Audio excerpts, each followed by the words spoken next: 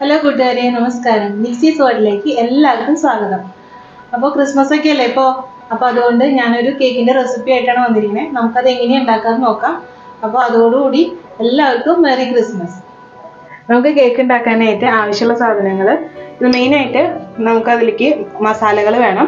അപ്പോൾ അതിലേക്ക് ആവശ്യമായിട്ട് കരയാമ്പൂ, ഏലക്കായ, കറുകപ്പട്ട. ഇത് ഞാൻ കുറച്ചധികം എടുത്തിട്ടുണ്ട് മിക്സിയിൽ പൊടിച്ച് കിട്ടാനുള്ള ആവശ്യത്തിന്. അതുപോലെ കേക്ക് എനിക്ക് കുറച്ചധികം ഉണ്ടാക്കാനുണ്ട്. അപ്പോൾ അതിലേക്കുള്ള എല്ലാ മസാലയും കൂടിയാണ്. പക്ഷേ ഇതെല്ലാം കൂടി ഒരേ മെഷർമെൻറ്റിൽ എടുക്കുക. എല്ലാം കൂടി പൊടിച്ചിട്ട് 1 ടീസ്പൂണാണ് ഒരു കേക്കിലേക്ക് വേണ്ടി വരുള്ളൂ. അപ്പോൾ ഇത് ആദ്യം പൊടിച്ചെടുക്കട്ടെ. നമ്മളത് പൊടിച്ചെടുത്ത് കൊണ്ടുവന്നിട്ടുണ്ട്. അപ്പോൾ ഇത് ഒരു സൈഡിൽ മാറ്റി വയ്ക്കാം. ഡ്രൈ ഫ്രൂട്ട്സ് സോക്ക് ചെയ്യാനായിട്ട് 1/2 കപ്പ് പഞ്ചസാര എടുത്തിട്ടുണ്ട്. ഈ പഞ്ചസാര മെൽറ്റ് ചെയ്ത് കഴിയുമ്പോൾ നമ്മുടെ കയ്യിൽ എന്തൊക്കെ ഡ്രൈ ഫ്രൂട്ട്സ് ഉണ്ടോ അല്ലെങ്കിൽ നട്ട്സ് ഉണ്ടോ അതെല്ലാം എടുക്കാം. ഇപ്പം എൻ്റെ കയ്യിൽ കറുത്ത മുന്തിരിയുണ്ട്, കുറച്ച് വെളുത്ത മുന്തിരിയുണ്ട്, ബദാം ഇത് ഞാൻ അരിഞ്ഞു വെച്ചിരിക്കുന്നതാണ്, അതുപോലെ ഡേറ്റ്സ്, പിന്നെ കുറച്ച് ടൂട്ടി ഫ്രൂട്ടി എൻ്റെ കയ്യിൽ കഴിഞ്ഞു പോയി, അത് അറിഞ്ഞില്ല, അതറിഞ്ഞ. പിന്നെ കുറച്ച് ഓറഞ്ചിൻ്റെ തൊലിക്ക് പകരം നമുക്ക് ചെറുനാരങ്ങയുടെ തൊലി വേണമെങ്കിൽ എടുക്കാം. അതിൻ്റെ വൈറ്റ് പോർഷൻ ഇല്ലാതെ ചുരണ്ടി എടുക്കുക. അത് 1 ടീസ്പൂൺ. അപ്പോൾ ഇത് ആദ്യം മെൽറ്റ് ചെയ്യട്ടെ, അത് കഴിഞ്ഞിട്ട് ബാക്കി കാണിക്കാം. ഇങ്ങനെ ചെറുതായിട്ട് ഇങ്ങനെ മെൽറ്റായി തുടങ്ങിയിട്ടുണ്ട്. അപ്പോൾ നമ്മൾ പതുക്കെ ഒന്ന് ഇളക്കി കൊടുക്കുക.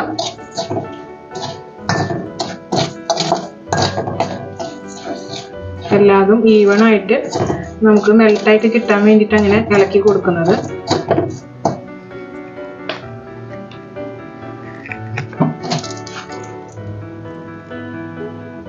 തീ ഞാൻ കുറച്ചാണ് വെച്ചിരിക്കണേ.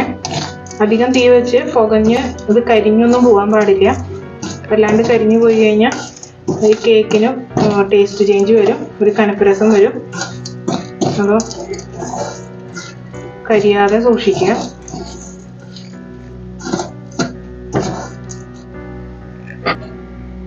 കുറച്ച് തീ ഒന്ന് കൂട്ടി വെക്കുന്നുണ്ട്.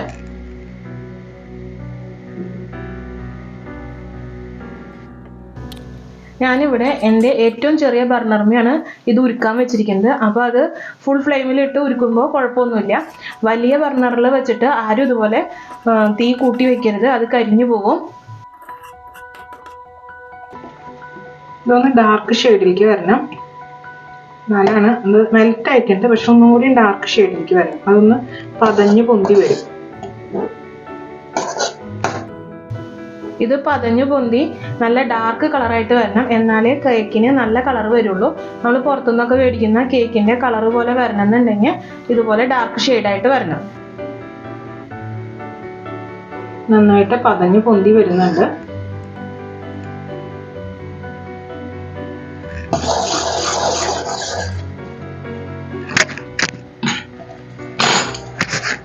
തീ ഞാൻ കുറച്ച് വയ്ക്കാണ്.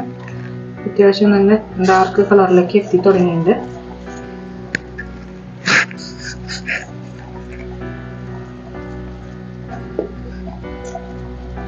ഇത്രയും മതി. അപ്പം നമ്മൾ ഇതിലേക്ക് ഇനി ഒരു 1/2 കപ്പ് വെള്ളം ഒഴിക്കുകയാണ്. വെള്ളം ഒഴിക്കുമ്പോൾ സൂക്ഷിച്ച് ഒഴിക്കുക, മേലേക്കൊന്നും ആവാതെ. ഫുള്ളായിട്ട് ഒഴിക്കണമെന്നില്ല, ആദ്യം കുറച്ച് ഒഴിച്ചതിന് ശേഷം പിന്നെ ബാക്കി ഒഴിക്കാം.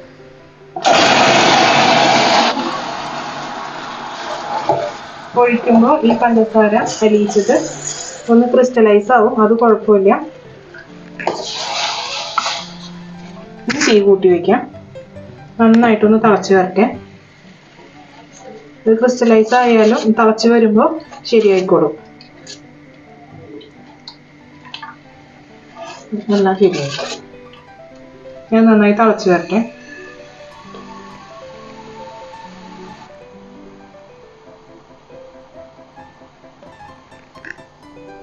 നന്നായിട്ട് തിളയ്ക്കുന്നുണ്ട്. അപ്പം ഞാൻ ഇതിലേക്ക് നമ്മൾ അരിഞ്ഞു വെച്ചിരിക്കുന്ന ഡ്രൈ ഫ്രൂട്ട്സ് ഇടുന്നുണ്ട്. കറുത്ത മുന്തിരി, അതുപോലെ തന്നെ വെള്ളമുന്തിരി, ടൂട്ടി ഫ്രൂട്ടി, ഇത് ഡേറ്റ്സ് ആണ്. ഡേറ്റ്സ് 1 കപ്പ് മൈദയ്ക്ക് 1 കപ്പ് ഡ്രൈ ഫ്രൂട്ട്സ് എന്ന നിലയ്ക്കാണ് ഞാൻ എടുത്തിരിക്കുന്നത്. നമ്മൾ ഉണ്ടാക്കുന്നത് റിച്ച് പ്ലം കേക്ക് ആണ് എങ്കിൽ 1 കപ്പ് മൈദയ്ക്ക് 2 കപ്പ് ഡ്രൈ ഫ്രൂട്ട്സ് എന്ന നിലയ്ക്ക് എടുക്കാം. അതിൽ കൂടുതൽ ഇടുന്നവരും ഉണ്ട്. ഒരുവിധം ഒരു നോർമൽ ലെവലിൽ നമുക്ക് 2 കപ്പ് മതിയാവും. ഈ മിക്സ് ചെറുതായിട്ടൊന്ന് കുറുകി വരുന്നതോടുകൂടി അരിഞ്ഞു വെച്ചിരിക്കുന്ന ബദാമും അതുപോലെ തന്നെ ഓറഞ്ചിൻ്റെ തൊലിയും നമുക്ക് ഇടാം. ഇതിലേക്ക് ഈ ബദാം ഇടുന്നുണ്ട്. അതോടൊപ്പം തന്നെ ഓറഞ്ചിൻ്റെ തൊലി ഞാൻ ചെറുതായി അരിഞ്ഞു വെച്ചിരിക്കുകയാണ്. ഗ്രേറ്റ് ചെയ്തെടുത്താലും കുഴപ്പമൊന്നുമില്ല.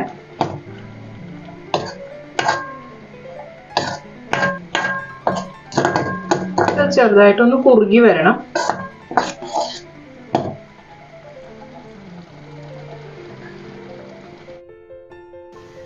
ഇത് അത്യാവശ്യം നന്നായിട്ട് കുറുകി വന്നിട്ടുണ്ട്. ഇത് ചൂടാറിയതിന് ശേഷമാണ് നമ്മൾ കേക്കിൽ ഉപയോഗിക്കുക. അപ്പോൾ ഇതൊന്നും കൂടിയും തിക്കായിട്ട് വരും. അപ്പോൾ നമുക്ക് ഈ ഒരു സ്റ്റേജിൽ ഓഫ് ചെയ്യാം. ഓഫ് ചെയ്യുന്നതിന് മുന്നായിട്ട് 1 ടീസ്പൂൺ നമ്മൾ പൊടിച്ചു വെച്ച മസാലപ്പൊടി ഇടുന്നുണ്ട്. എന്നിട്ട് നന്നായിട്ട് മിക്സ് ചെയ്തിട്ട് നമ്മളത് മാറ്റി വയ്ക്കുകയാണ്. നന്നായിട്ട് ചൂടാറിയതിന് ശേഷം മാത്രമേ കേക്കിൽ ഉപയോഗിക്കാൻ പാടുള്ളൂ. ഇനി നമുക്ക് 1/2 കപ്പ് പഞ്ചസാര പൊടിച്ചെടുക്കണം. ഇത് കേക്കിലേക്ക് ആവശ്യത്തിനാണ്. നമ്മൾ നേരത്തെ മസാല പൊടിച്ച അതേ മിക്സിയിൽ തന്നെയാണ് ഞാൻ പൊടിച്ചെടുക്കുന്നത്. 1/2 കപ്പ് പഞ്ചസാര അത് പൊടിച്ചിട്ട് വരട്ടെ. പഞ്ചസാര പൊടിച്ചെടുത്തിട്ടുണ്ട്. ഇനി നമുക്ക് ഡ്രൈ ഇൻഗ്രീഡിയൻസ് ഒന്ന് മിക്സ് ചെയ്ത് വയ്ക്കാം.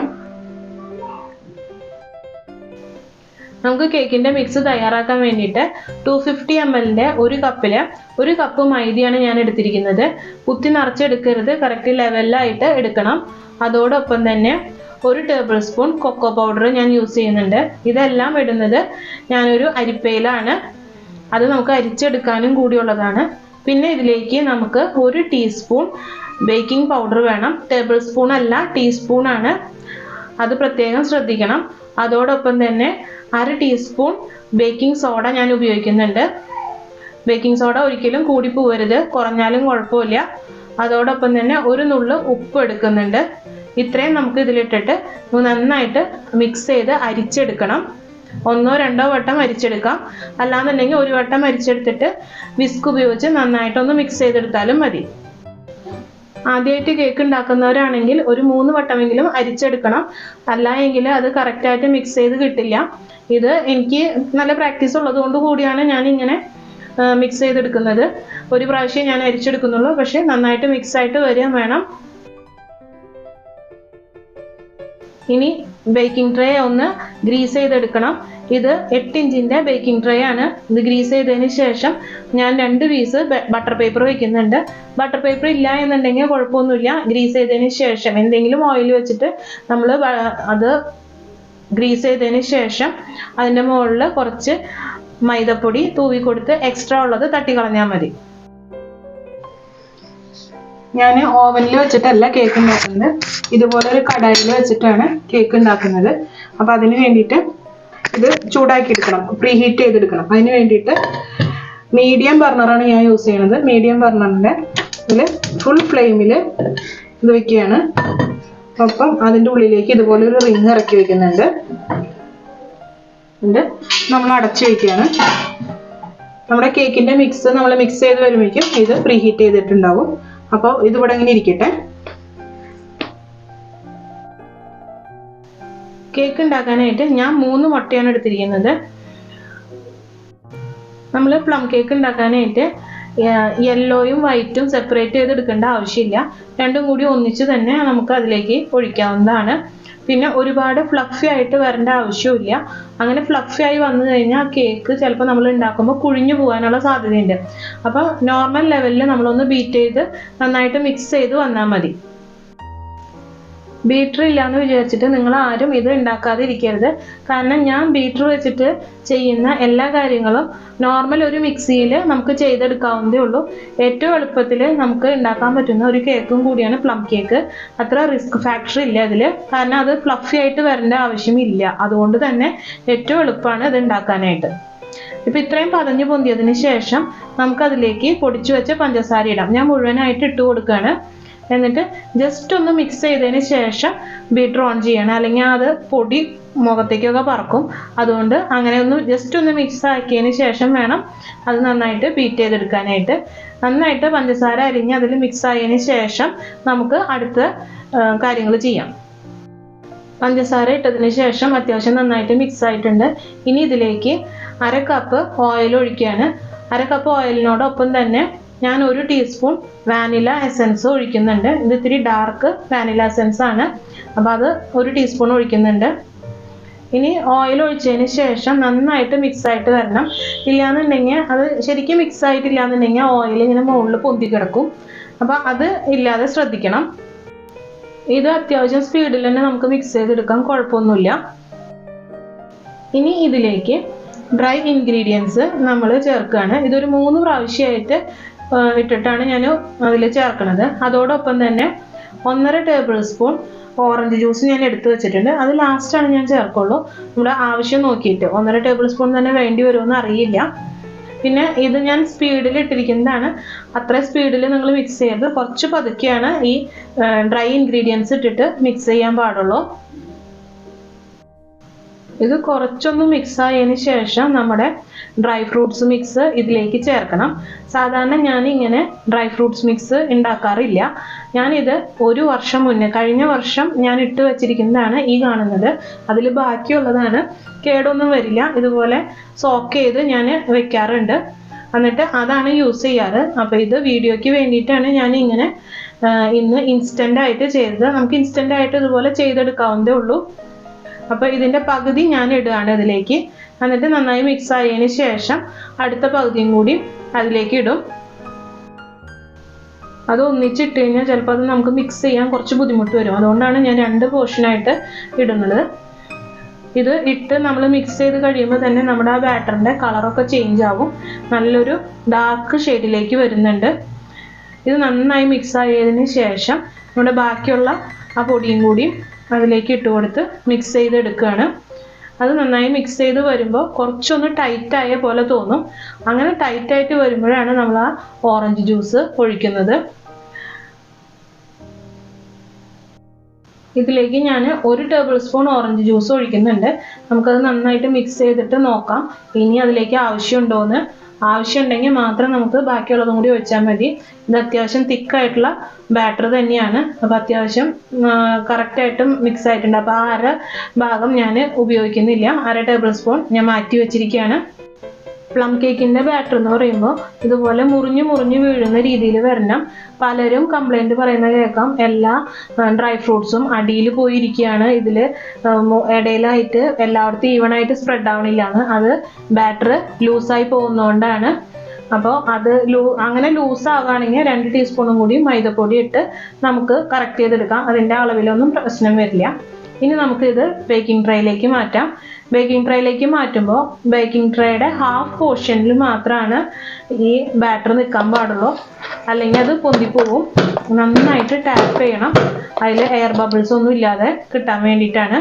ഇനി നമുക്ക് ഈ നമ്മുടെ ഓവൻ സെറ്റപ്പിലേക്ക് നമുക്ക് വെക്കാം. അപ്പോൾ നമ്മുടെ കൈയൊന്നും പൊള്ളാതെ കറക്റ്റായിട്ട് വെക്കണം. നമ്മളിങ്ങനെ കേക്ക് ബേക്ക് ചെയ്യുമ്പോൾ ഇതിൻ്റെ ഫ്ലെയിമും അതുപോലെ തന്നെ ടൈമും ശ്രദ്ധിക്കണം. ആദ്യത്തെ 5 മിനിറ്റ് ഞാൻ ഹൈ ഫ്ലെയിമിലാണ് കേക്ക് വെക്കുന്നത്. അതിനുശേഷം തീ കുറച്ച് വയ്ക്കുകയാണ്. ഞാൻ അതിൻ്റെ മുകളിൽ കാഷ്നട്ട് ഇടാൻ മറന്നുപോയി. കാഷ്നട്ട് ഇല്ലെങ്കിൽ നമ്മുടെ വീഡിയോയിൽ കേക്ക് കാണുമ്പോൾ ഭംഗി ഉണ്ടാവില്ലല്ലോ. അപ്പം ഞാൻ കാഷ്നട്ട് അപ്പം തന്നെ വേഗം എടുത്തിടുകയാണ്. ഇത് ഒരു 50 മിനിറ്റ്സ്, ചിലപ്പോൾ 1 അവർ വേണ്ടി വരും. ചിലരുടെ സ്റ്റൗവിൻ്റെ ഫ്ലെയിമിനനുസരിച്ചിരിക്കും. അപ്പോൾ നമ്മളൊരു 40 മിനിറ്റ്സ് കഴിയുമ്പോൾ ഇടയ്ക്കൊന്ന് തുറന്ന് നോക്കുക, നമ്മുടെ കേക്ക് ബേക്ക് ആയിട്ടുണ്ടോ എന്ന് നോക്കാം. അപ്പോൾ കാണുമ്പോൾ തന്നെ അറിയാം നമുക്കത് നല്ല ഭംഗിയായിട്ട് വന്നിട്ടുണ്ട്, കേക്ക് ബേക്ക് ആയിട്ടുണ്ടെന്ന്. സംശയം ഉണ്ടെങ്കിൽ ഒരു സ്ക്യൂർ വെച്ചിട്ട് കുത്തി നോക്കാം. അപ്പോൾ സ്ക്യൂർ നല്ല ക്ലീൻ ആയിട്ട് വന്നിട്ടുണ്ട്. അപ്പോൾ നമ്മുടെ ബേക്ക് ആയിട്ടുണ്ട്.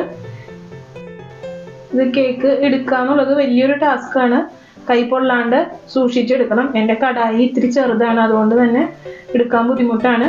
ഞാൻ ഈ ഗ്ലൗസ് ഒക്കെ ഇട്ടിട്ടാണ് എടുക്കുന്നത്. എടുത്ത് പുറത്ത് വെച്ചിട്ടുണ്ട്. ഞാനിങ്ങനെ ബട്ടർ പേപ്പർ വയ്ക്കുന്നത് നല്ല നീറ്റായിട്ട് എടുക്കാൻ കിട്ടാൻ വേണ്ടിയിട്ടാണ്. അപ്പോൾ ബേക്കിംഗ് ട്രേമേ ഒന്നും പറ്റി പിടിക്കില്ല. പിന്നെ നമ്മളിത് ബേക്ക് ചെയ്തെടുത്തതിന് ശേഷം നല്ല ക്ലീൻ ആയിട്ടുള്ള ഒരു തുണി വെച്ചിട്ട് നമ്മൾ അത് അടച്ചു വെക്കണം. നമ്മൾ പ്ലേറ്റ് വെച്ചൊന്നും അടയ്ക്കാൻ പാടില്ല. അങ്ങനെ അടച്ചു കഴിഞ്ഞാൽ അതിൻ്റെ മുകളിലേക്ക് ആവിവെള്ളം വീണിട്ട് കേക്ക് സ്പോയിലായി പോവും. നമ്മുടെ ഈ കേക്കിൽ ഞാനൊരു പ്രിസർവേറ്റീവും ചേർക്കുന്നില്ല. അതുകൊണ്ട് തന്നെ നമ്മുടെ നാട്ടിലെ ടെമ്പറേച്ചറിലാണെങ്കിൽ അത് 5 ദിവസത്തിലും കൂടുതൽ ഇരിക്കില്ല. ബാംഗ്ലൂരാണെങ്കിൽ 10 ദിവസം അടിക്കിയിരിക്കും. നമ്മുടെ കേക്ക് നന്നായി തണുത്തിട്ടുണ്ട്.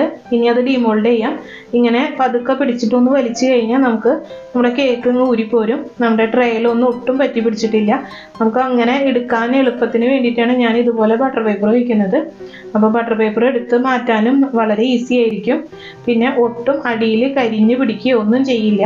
ബട്ടർ പേപ്പർ മാറ്റാൻ നല്ല ഈസി ആയിട്ട് ഊരിപ്പോരുകയും ചെയ്യും. ഇത് കണ്ടോ, ഇത് ഒട്ടും കരിഞ്ഞ് പിടിച്ചിട്ടില്ല. അതുപോലെ തന്നെ നമ്മുടെ കേക്ക് നല്ല സോഫ്റ്റുമാണ്. പിന്നെ നമ്മൾ കേക്കിലേക്ക് എഗ്ഗ് എടുക്കുമ്പോൾ വലിയ എഗ്ഗാണ് എന്നുണ്ടെങ്കിൽ അത് 2 എഗ്ഗ് എടുത്താലും മതിയാവും. പിന്നെ ഞാൻ ഈ കേക്കിൻ്റെ വെയിറ്റ് നോക്കിയായിരുന്നു. അത് 900 ഗ്രാമാണ് വരുന്നത്. നമുക്ക് ഈ കേക്ക് ഒന്ന് കട്ട് ചെയ്ത് നോക്കാം. നല്ല സോഫ്റ്റ് സ്ട്രക്ചറാണ്. നല്ല ഈസി ആയിട്ട് തന്നെ നമുക്കത് കട്ട് ചെയ്തെടുക്കാൻ പറ്റുന്നുണ്ട്. പിന്നെ പ്ലം കേക്കിന് ഒരിക്കലും സ്പഞ്ച് കേക്കിൻ്റെ ആ ഒരു സ്ട്രക്ചർ പ്രതീക്ഷിക്കരുത്. ഇതൊരു മോയ്സ്ചർ കണ്ടൻറ്റോട് കൂടിയുള്ള ഒരു കേക്കും കൂടിയാണ്. മോയ്സ്ചർ കണ്ടൻ്റ് ആയിരിക്കും ഇതിൽ കൂടുതലായിട്ട് തോന്നുക. ഞാനിവിടെ കേക്ക് ഉണ്ടാക്കി കഴിഞ്ഞാൽ എല്ലായിടത്തും ഈ മണമായിരിക്കും. വീട് നിറയെ ഈ കേക്കിൻ്റെ മണമാണ്. അതുപോലെ തന്നെ നമ്മുടെ കേക്ക് നല്ല സ്പോഞ്ചി ആൻഡ് ഫ്ലഫി ആയിട്ട് വന്നിട്ടുണ്ട്. നമ്മൾ ഇതിലേക്ക് ആഡ് ചെയ്തിട്ടിരിക്കുന്ന ഡ്രൈ ഫ്രൂട്ട്സൊക്കെ ഈവണായിട്ട് സ്പ്രെഡ് ആയിട്ടുണ്ട്. അത് അടിയിൽ അടിഞ്ഞു കൂടിയിട്ടൊന്നുമില്ല. നല്ല രീതിയിൽ സ്പ്രെഡ് ആയിട്ടുണ്ട്. അപ്പോൾ ഇപ്രാവശ്യത്തെ ക്രിസ്മസിന് എല്ലാവരും ഇതുപോലെ കേക്ക് ഉണ്ടാക്കുമെന്ന് വിചാരിക്കണം. അപ്പോൾ ഹാപ്പി ക്രിസ്മസ് എല്ലാവർക്കും.